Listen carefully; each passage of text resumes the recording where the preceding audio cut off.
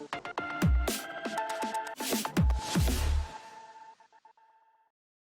everybody, welcome to another CTL video, and today we are looking at Intel's Rocket Lake CPUs, specifically the Core i5 11600K, the Core i7 11700K, and the Core i9 11900K. I can't believe I actually got that all of that right first time. Amazing. So today we'll be looking at the performance of these three CPUs versus their AMD counterparts, namely the Ryzen 5 5600X, the Ryzen 7 5800X, and the Ryzen 9 5900X. I'm on fire. First though, do subscribe to my channel. It means a lot to have your support, and more subscribers just means I can do more cool content like this video and lots of investigations with cases and cooling and mini ITX hardware, water cooling and modding and all that kind of stuff. So do subscribe, and don't forget to like this video and also turn on notifications so you are notified when I upload a new video. So we all love to hate Intel at the moment, don't we? It's just one of those things, but the fact remains that its CPUs have been much more available, or more widely available, should I say, during this pandemic than AMD's. And I mean, even looking right now, the Ryzen 9 5900X just isn't available anywhere that I've seen, or at least not for reasonable prices. And even when you look at those really expensive offerings, it's invariably not in stock, or it's being shipped, or has like a 3 or 4 week wait time. So these are difficult times, and really what today is all about is, yes, working out whether Intel's new Rocket Lake CPUs will be worth buying compared to their AMD counterparts or even their predecessors, and also working out which CPUs you should actually be buying if they are available. And that's going to be a tough question at the end, is where do you put your money? Do you buy it? Do you hold off on the hope that an AMD CPU will be available in the light that that's maybe the best option? Or do you just bite the bullet, go with Intel, and actually have a working, functioning PC that you can spend the summer gaming on?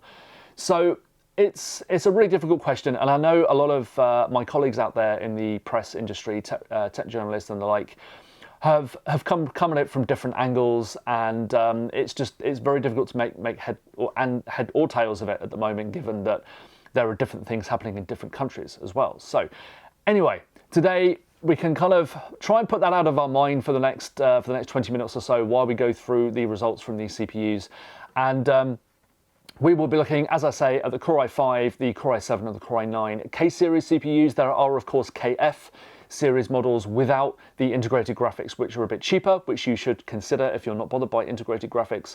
And today there is a whole bunch of stuff in the graphs in addition to the 6 CPUs from AMD and Intel that I've already mentioned. I've tested in most of the graphs the 11th gen predecessors, the 10th gen stuff, such as the Core i5's 10600K, nearly messed up on that one, and of course the couple of Ryzen 3000 series CPUs in there, as well as some additional Ryzen 5000 series models, such as the 5950X, just for lols basically, because we know that Intel doesn't have anything to beat that CPU here, or indeed the Ryzen 9 5900X, which of course has 12 cores and 24 threads. It's still a big ask for Intel to do anything there, and that's kind of the main issue I have with Intel at the moment, is that above 8 cores now, it doesn't have anything that's really worth considering. The 10th gen high-end desktop stuff, that's now pretty ancient, based on the Skylake architecture, and it's not really able to keep up with what AMD has out there at the moment. So today, what we want to do though is focus on this mid-range desktop, not high-end desktop, that's not the word I'm looking for, the mainstream desktop, and just work out what your best options are depending on what your needs are, whether you're gaming or content creation, or a bit of both, which is the best CPU for you, so you can go out there right now and see what is available and make that choice basically. So stick around, we'll be going through a whole bunch of benchmarks, and don't forget the timestamps here, so if you want to flick through and look at a specific processor, you can do that. If you prefer something written, you can also see my article over on Forbes as well. So I've got 2 articles over on there reviewing all 3 processors with a bunch of graphs and that kind of stuff, mostly that we'll be talking about here as well. But yeah, feel free to check out the timestamps on this video to fast forward to bits that are relevant to you, and do check out my other videos as well. I've got a whole bunch of stuff on here, and with a lot more things coming, including some Z590 motherboard reviews as well. I know you guys are super keen to look at those, and not just ATX stuff, but we've also got mini ITX stuff here as well. That's the Gigabyte Z590 Vision D mini ITX board that I'll be looking at soon, which is absolutely gorgeous. So stick around and fast forward to the bits that you want, and let's get cracking. My water-cooled test system uses the latest drivers and Windows 10 updates that were up to date as of March 2021, and my hardware includes an NVIDIA RTX 3070, a custom water cooling system featuring Corsair Hydro X components fitted to a Barrow Roper water-cooled test bench. I've also used 16GB of Corsair 3466 memory, along with an RM850i power supply. I've also used an MSI MEG Z490 Ace motherboard to test the Intel 10th gen CPUs, an ASUS Maximus 13 Hero motherboard to test the Intel 11th gen CPUs, and an MSI MEG X570 Unify to test the AMD CPUs. And I've also included overclocking results for every single CPU in the graphs, so you can see the overclocked settings and frequencies in the description below. So I've included both Cinebench R20 and R23 just because my brain still kind of works in R20, and I know yours probably does as well, in particular for the single-threaded results.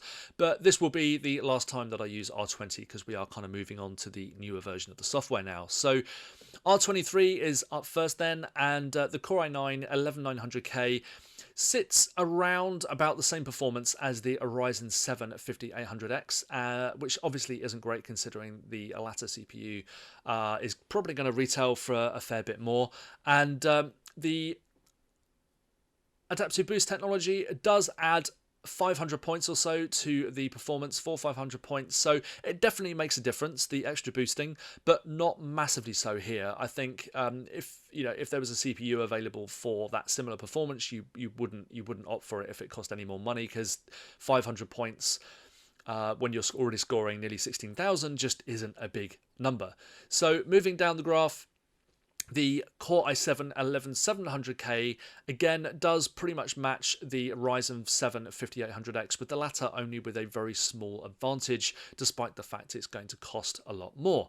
So overclocking and the two CPUs were pretty much the same, so that's worth bearing in mind if you're mainly focused on content creation. And also worth remembering that the Core i7 11700K actually beat the Core i9 10850K here, but the latter was faster once it was overclocked.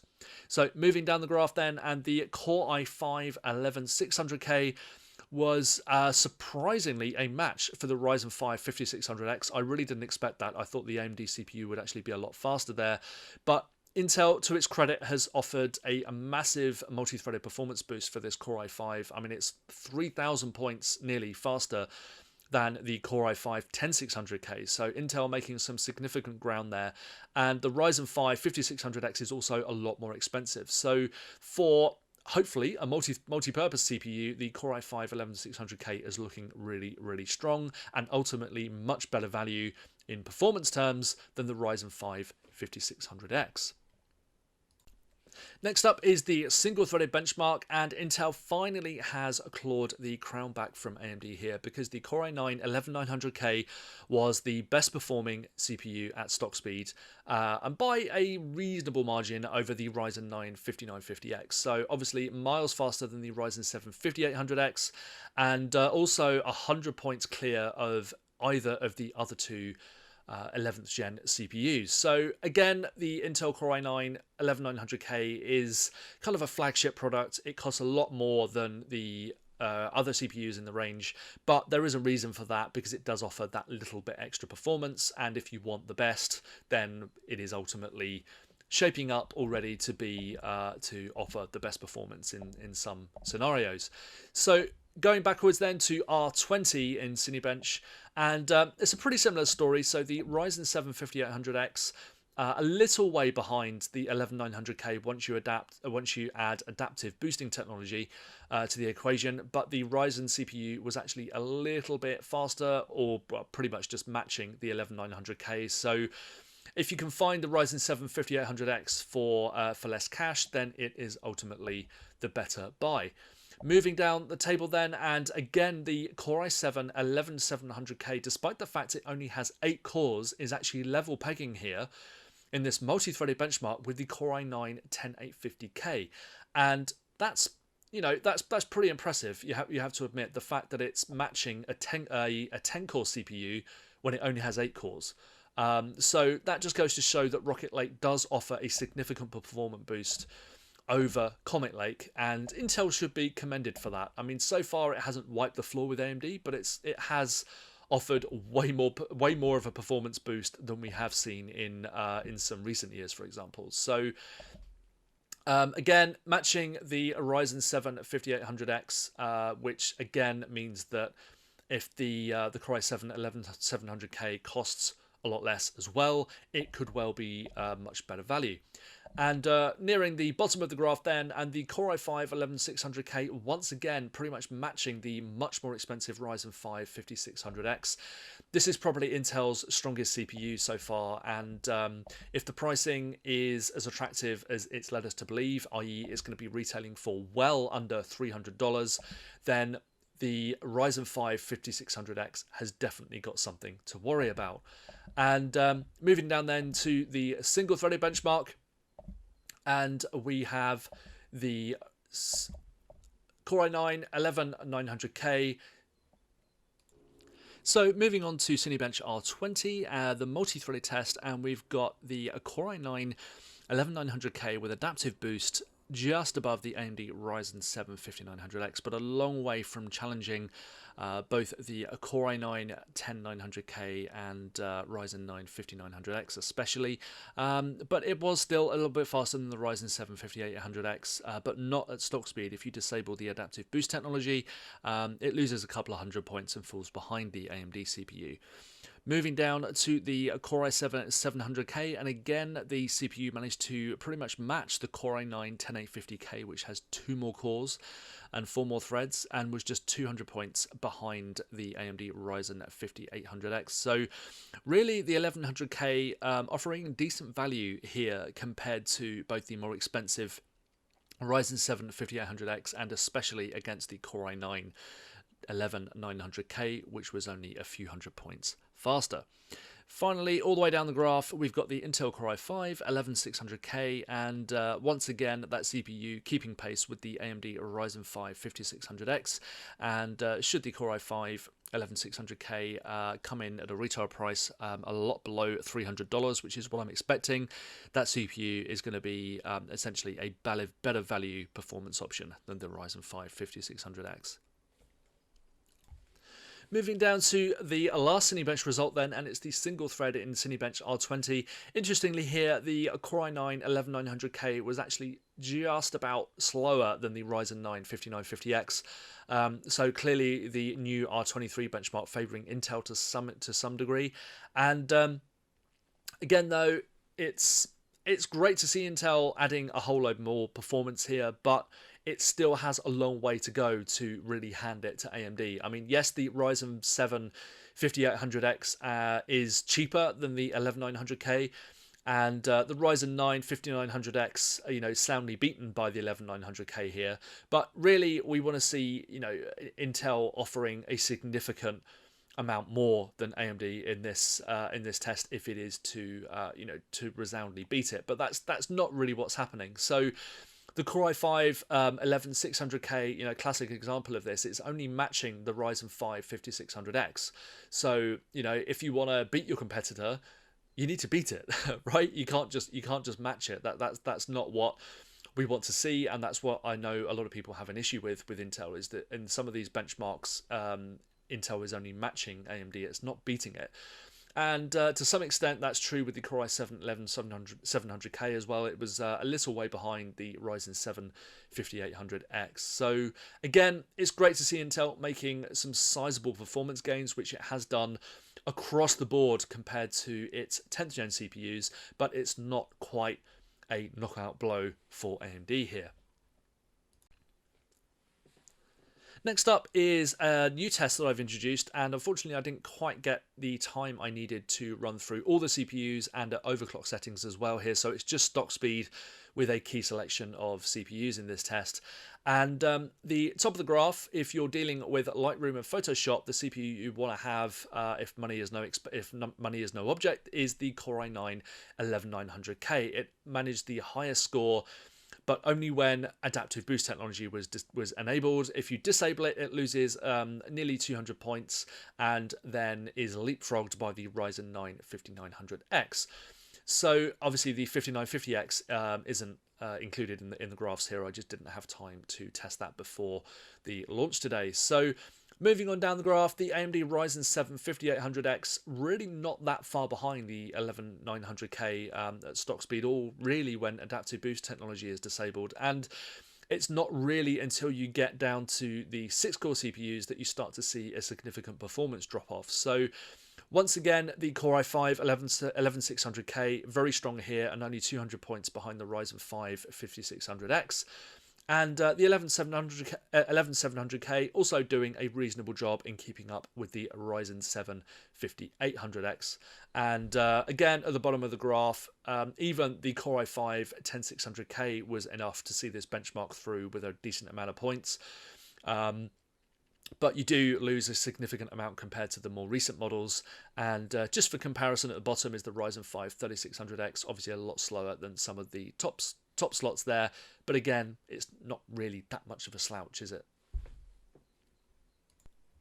Our final content creation benchmark then, and it's HandBrake in a time-based score benchmark using RealBench. And here the Core i9 11900K is kind of outdone really by the AMD CPUs. AMD has always been strong in HandBrake and nothing has really changed here. So the AMD Ryzen 7 5800X offering a little more performance than the 11900K, and it's got a bit of a downer here for Intel because it's done quite well up until this point, especially with the Core i5 11600K, but even that is outdone by the Ryzen 5 5600X. Maybe not as much as the AMD's extra price, or higher price should I say, warrants, but I think again, if you're doing a lot of video encoding, especially if it's in HandBrake, AMD is generally offering a bit more bang for your buck.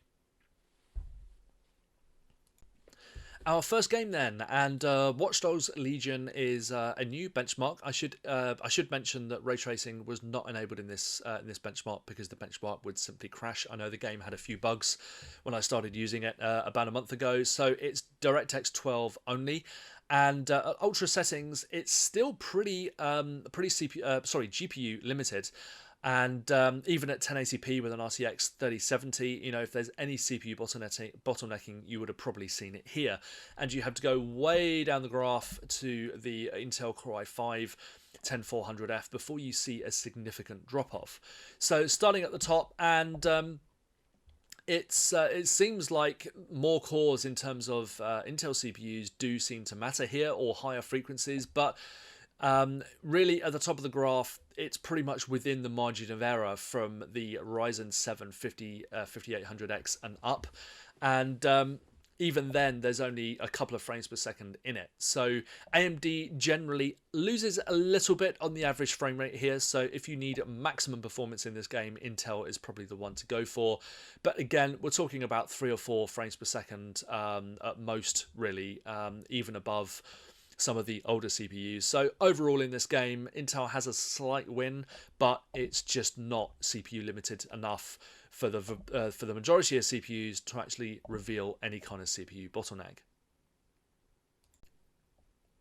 Next up is Dirt 5, and again this was mostly a GPU limited benchmark. Again, there are some slight drop-offs as we get right the way down to the bottom of the graph and dealing with very old architectures like Zen 2, but also Intel's 11th gen CPUs didn't seem to perform that well in this test. I mean, again, we're only looking at a few frames per second difference, but all of the 10th gen CPUs performed better, which is kind of a bit strange. I'm not sure why that would be. I've gone over these results several times and they just kind of come out the same. So I'm not sure whether it was another issue with the rest of my hardware, but the fact that they're performing similarly, we're not looking at massive drop-offs when you switch from 10th gen to 11th gen, but it's enough to be kind of, you know, you would expect the 11th gen CPUs to have the slight advantage here, not the 10th gen CPUs. But overall, though, you wouldn't really pick any one CPU over another, apart from maybe the 3rd gen Ryzen CPUs, which didn't seem to perform that well. Overall, it's just not a very CPU limited game, so your GPU choice should dictate what you actually spend your money on here. The next game is Far Cry New Dawn, and while it's a slightly aging game, it is one that just loves to show up the differences between CPUs. It is still a game that loves CPU frequency and CPU cores and threads. And interestingly, the Core i9 11900K tops the graph here, but only when overclocked, because adaptive boost technology was still outdone by some of the AMD CPUs, namely the Ryzen 7 5800X. That's always been a very, very strong contender here. And really, from the Core i7 11700K and up, there's not that much difference between them, to be honest. Even at 1080p with a RTX 3070 at the helm. So it is pretty much a win for AMD, but the main difference really here is between the stock speed numbers and, for example, the Ryzen 9 5900X is a fair way behind the 11900K, for example, and also the Core i5 11600K is, I wouldn't say noticeably faster, because it's only like 4 frames per second, and the AMD chip also did have a slightly higher average frame rate. So, but at the end of the day, the Core i5 11600K had a higher 99th percentile minimum than the Ryzen 5 5600X, which is more expensive. Our last benchmark then, and this is power consumption. So only really the Core i9 11900K had worryingly high thermals here. It was pushing 90 degrees Celsius once adaptive boost technology was enabled, and wasn't far off that under sustained heavy loads at stock speed either. So we're just not going to see anything better from Intel until it shifts down from a 14 nanometer manufacturing process. We're just not going to see that. So again, the 11700K slightly more reasonable at a system power draw of 268 watts. Obviously, that's very tameable from most people's point of view. But really, the one that does highlight Intel's issue here is the Core i5 11600K with a system power draw of 235 watts versus 164 for the Ryzen 5 5600X. I mean, that's a huge difference for two 6-core 12-thread CPUs that are essentially level pegging in some of the benchmarks. So the Core i5 11600K definitely has the upper hand in terms of value, matching the AMD equivalent in most tests. But if you're at all concerned about thermals or power consumption, then AMD definitely has the upper hand. What I would say is that while power consumption and power efficiency are important, I wouldn't really go as far as saying as they should make your decider one way or the other. At the end of the day, you're going to spend most of your day gaming or creating content, and that should always be your main concern, and also in getting that gaming performance and content creation performance for as little cash as possible. Power consumption is only really a factor if it massively impacts on thermals, or you're spending several days at the end of every month worrying about your electricity bill. If your CPU is drawing 50 to 100 watts more under sustained heavy load, that's not really going to be a cause for concern for even if you're really concerned about your electricity bill coming through. This just simply isn't going to add that much to that. So while I am just as much of an advocate for power efficiency and really praising AMD's efforts here, I'm not really one for smashing Intel and recommending one CPU over another just because there's higher power draw. I think that's not the way to go, and especially at the moment when people may have to opt for an Intel CPU because the equivalent isn't available, they shouldn't be afraid of doing so just because there's slightly higher power consumption. You know, none of the differences here are going to warrant needing a more expensive, more higher wattage power supply. So it's just one of those things. That's my 2 cents anyway. That's not necessarily a blanket statement, because I can fully appreciate that there are lots of people out there that have different needs from their systems. If you're going with a mini ITX PC, for example, you might want to go with AMD and underclock that CPU just to get lower thermals and lower power consumption. But for the rest of everybody out there that have big ATX PCs with decent cooling, power consumption and thermals maybe aren't so much of a concern. So what do we make of Rocket Lake then? Well, I'm kind of pleasantly surprised by a lot of the performance. I mean, forgetting power efficiency and that kind of gubbins at the moment, starting with the Core i5 11600K, which is probably the most attractive CPU here, the fact that it's not going to retail for much more, if at all, than its predecessor, the 10600K, which in itself at launch was a great CPU. I'm actually really liking this CPU. It's actually matching the Ryzen 5 5600X in a lot of benchmarks, and that CPU, as well as having availability issues at the moment, is a lot more expensive, especially when you consider the kind of budget that you're dealing with here at this end of the market. So it's really fast in games, and in content creation, as I mentioned, it's as fast as the AMD equivalent.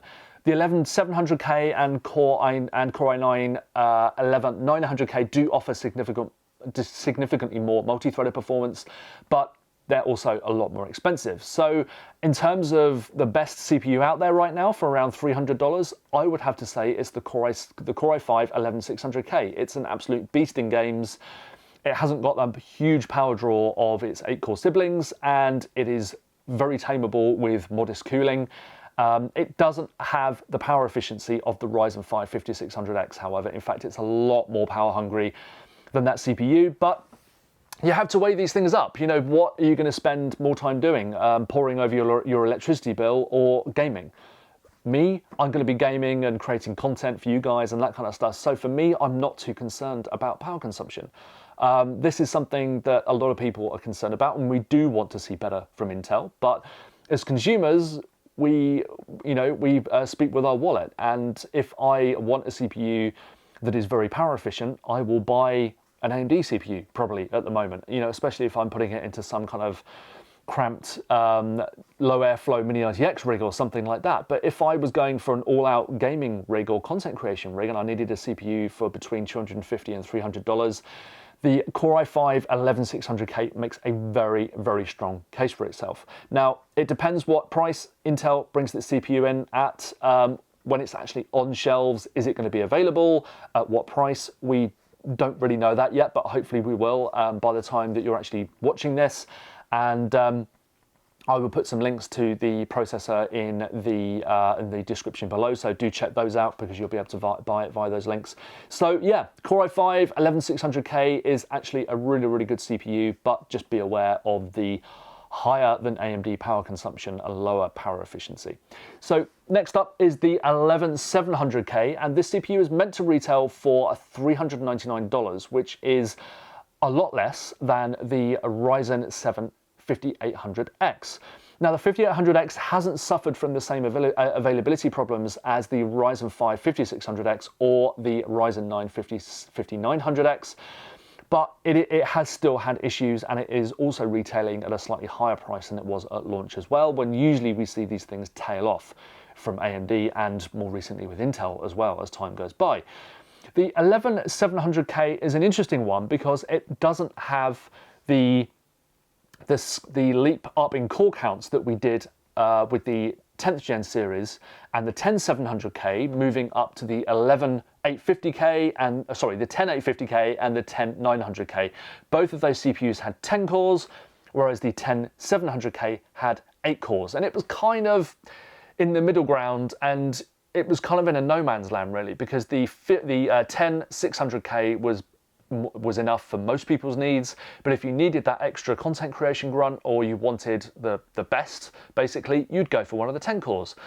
That's not the case here though, because the 10900K also has 8 cores, because the architecture has been backported from Intel's mobile architecture, they couldn't manage to get 10 cores working on this Rocket Lake architecture. So that leaves the 11700K in a bit of a difficult spot because, or not really, actually not in a difficult spot. It's the 11900K that's in a bit of a difficult spot because it doesn't really offer that much more performance than the 11700K. Yet the 11700K is like $100 cheaper, or even more than that. We'll have to wait and see what the pricing actually comes out at when they hit shelves. But this kind of puts a bit of a dampener on Intel's flagship this time, I think, and it's not surprising that they haven't actually sampled that CPU yet, and they're kind of holding off, even though it's been the opposite way around to retail, and lots of people have managed to actually buy it already.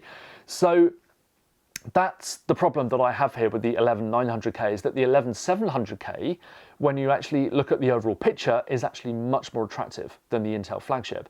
Now, in terms of performance versus AMD's equivalents, namely the slightly more expensive Ryzen 7 5800X, it pretty much matches it in a lot of benchmarks, and it's a bit cheaper. Again, there's the power consumption issue. Not so much here. The 11700K only draws about 40 or so watts more under load than the Ryzen 7 5800X. But again, it depends on whether that's important to you and whether you need the extra multi-threaded grunt that was available in some of the multi-threaded benchmarks. But in general, the 11700K really does make a pretty good case for itself. Not quite as good as the Ryzen 5 5600X. And again, the power consumption is going to be just a bit unpalatable to a lot of people. But again, you have to ask yourself, does that really matter to you? You know, if your CPU is running a little hotter and you're drawing a little bit more power, how does that compare to, you know, saving maybe $100 off the purchase price? That's what you have to ask yourself. Is a tricky question. Personally, I would go for the performance factor myself and the value, and especially if the AMD CPU just isn't available anywhere. As I've mentioned, the 5800X isn't quite as bad as the other two CPUs that we mentioned. But yeah, I don't think it's actually a bad CPU. Obviously, both sockets have a limited shelf life. Both are expected to be replaced at some point in the not too distant future, but that's a case for both of them, really. So yeah, 11700K, not great power consumption, but decent performance for the money. So moving on then to the final CPU, which is the Core i9 11900K.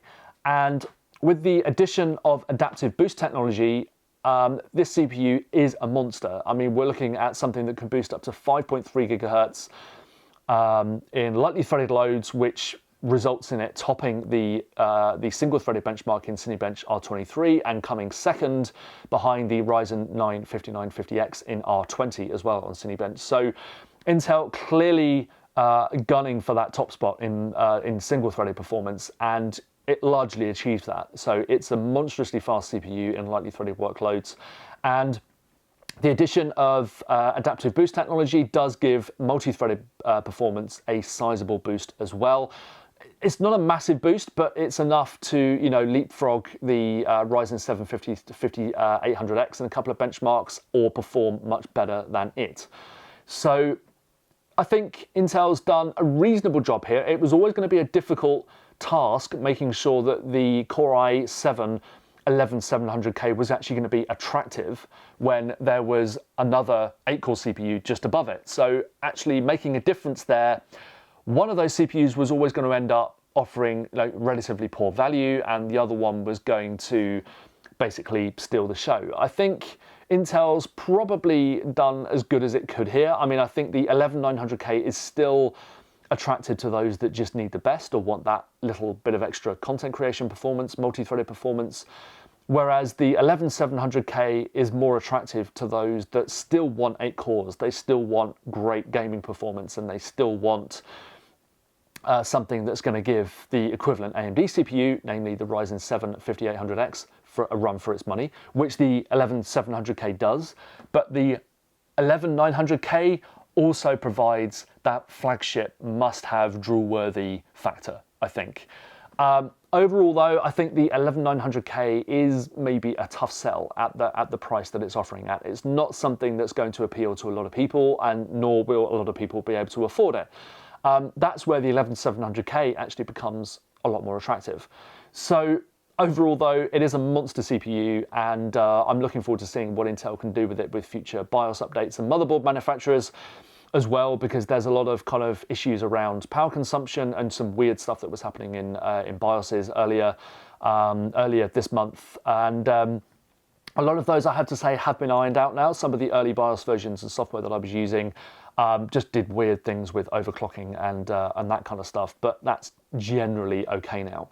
So speaking of overclocking though, what I would like to touch on is that neither the Ryzen 5 or Ryzen 5, Core i5 and Core i7 were very overclockable, and that's even with the latest BIOS versions, and I know some of my colleagues out there have found the same. The Ryzen, why do I keep saying Ryzen?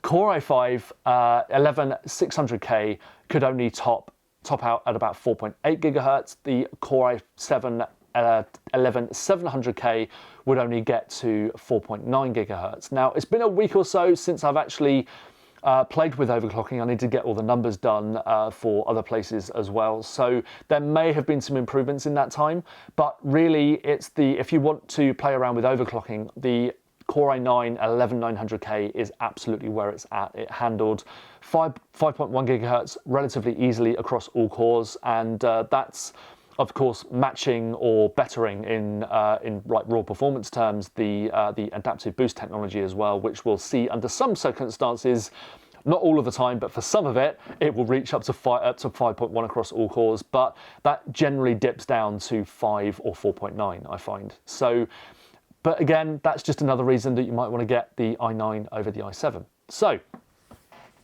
what can we summarize about today? You know, the too long didn't read conclusion here, and overall Intel has done, I would maybe argue, the bare minimum that it needed to do. It hasn't wiped the floor with AMD. What you would consider here usually is the Core i5, I think, or not usually, mainly I think that's the most attractive CPU here by far. A better option than the Ryzen 5 5600X, especially because the latter has very intermittent stock.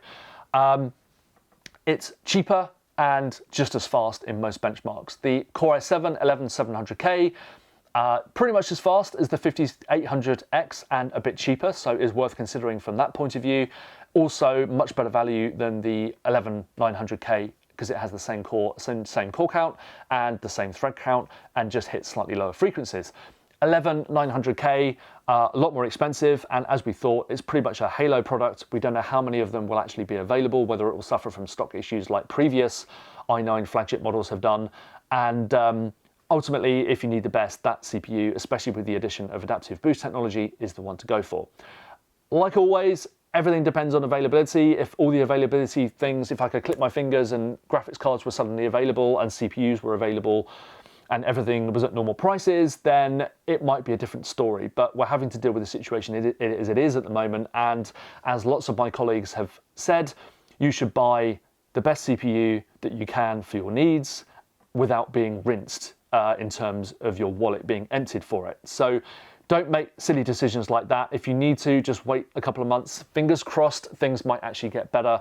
And we're only, we're at April tomorrow, so it's still early in the year. We've still got a long time to wait before any other new sockets or new CPUs come out. You've got the whole of the rest of the year to play with at least before that happens.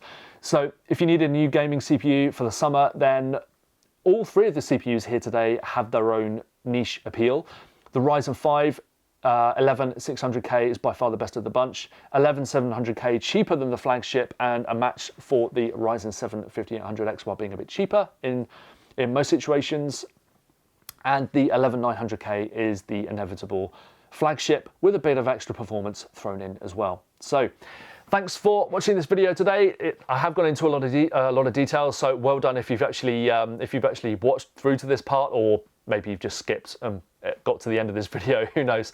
But anyway, thanks for watching. Don't forget to subscribe and see all the links in the description below for my article over on Forbes, which you can have a read through and look at some graphs, and also the buy links, hopefully eventually, to some of the motherboards and the CPUs. So thanks for watching, and I'll see you soon.